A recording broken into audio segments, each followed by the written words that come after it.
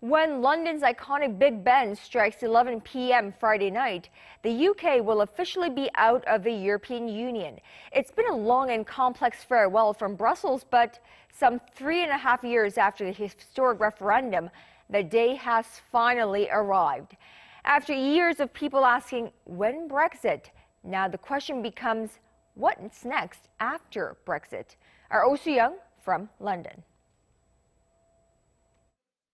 3.5 years after the UK narrowly voted to leave the European Union, Friday closes a chapter on its 47-year membership of the regional bloc. But that's not the end of the story. The withdrawal agreement, which goes into force at 11 p.m. in the UK, also marks the start of what are expected to be long and grueling trade negotiations. The various sticking points include rules on regulatory standards, fishing, banking, energy and transport. But while the two sides slug out a deal, a transition period takes effect. This means current EU rules and standards on trade, freedom of travel and business continue to apply, though the UK loses its voice in the bloc's institutions. UK officials have expressed a willingness to start talks straight away. But EU ministers must first agree on a motion to do that at a meeting in late February, meaning the negotiations are likely to start in early March. A UK-EU summit in June is expected to serve as a check on progress. June is also the final month that the UK can ask the EU to extend the transition period up to 2022. However, British Prime Minister Boris Johnson has firmly ruled out that option.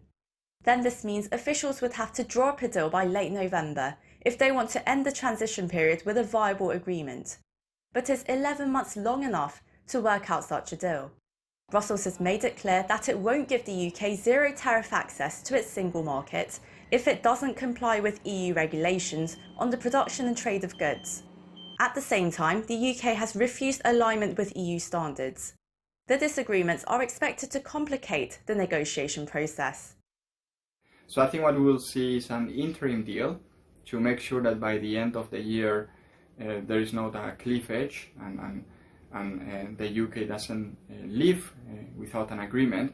But I think that this would be only the first one of multiple agreements that will need to be negotiated and signed in future years, not only on economics, but also on political issues, possibly also on social issues, foreign policy as well. So the UK crosses the point of no return, but the future of its trade and political ties with Brussels, as well as the status of some 5 million citizens composed of EU nationals living in the UK and Brits in Europe, remain unclear. The quagmire that is Brexit looks far from over. Oh Soo-young, Arirang News, London.